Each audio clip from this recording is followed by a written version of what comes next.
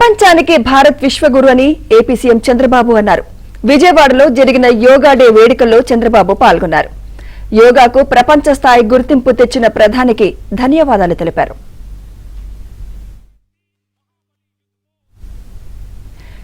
Yoga day వేడుకల్లో ఆసక్తికర సన్నివేశం జరిగింది.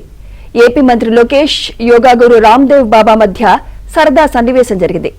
రామ్దేవ్ బాబా చెప్పిన ఆసనాలను లోకేష్ చేసి చూపించారు. లోకేష్ ను రామ్దేవ్ బాబా అభినందించారు.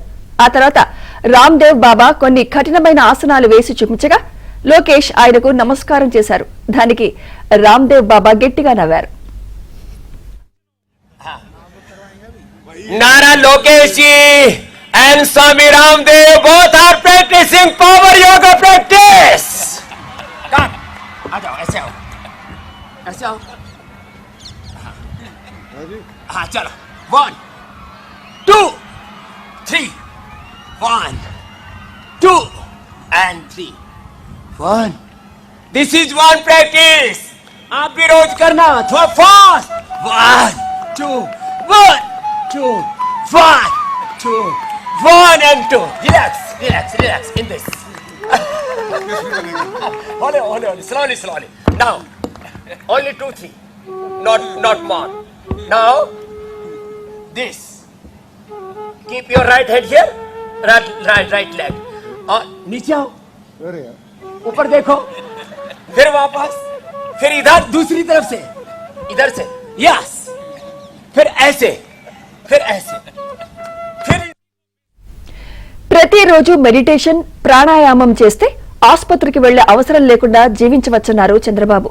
ఆధ్యాత్మికత, యోగా సాధనతో హెల్దీ, వెల్దీ, హ్యాపీ ఆంధ్రప్రదేశ్ సాధ్యమన్నారు.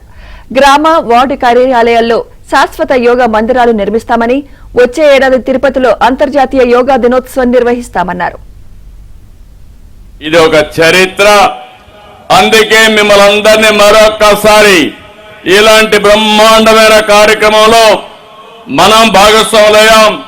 దానికి కారణం యోగా గురు బాబా రామ్దేవ్ గారికి ఇక్కడ ఉన్న అందరినీ మనస్ఫూర్తిగా అభినందిస్తూ గట్టిగా చప్పట్లు కొట్టి హర్షాన్ని, ఆమోదాన్ని మీరు తెలియజేయాలి. ఈరోజు 12వ అంతర్జాతీయ యోగా దినోత్సవం. దీనికి ఇంతటి ఖ్యాతి తీసుకొచ్చిన ప్రధానమంత్రి నరేంద్ర మోడీ గారిని ముందుగా అందరం కూడా అభినందించాలి, ధన్యవాదాలు తెలియజేయాలి.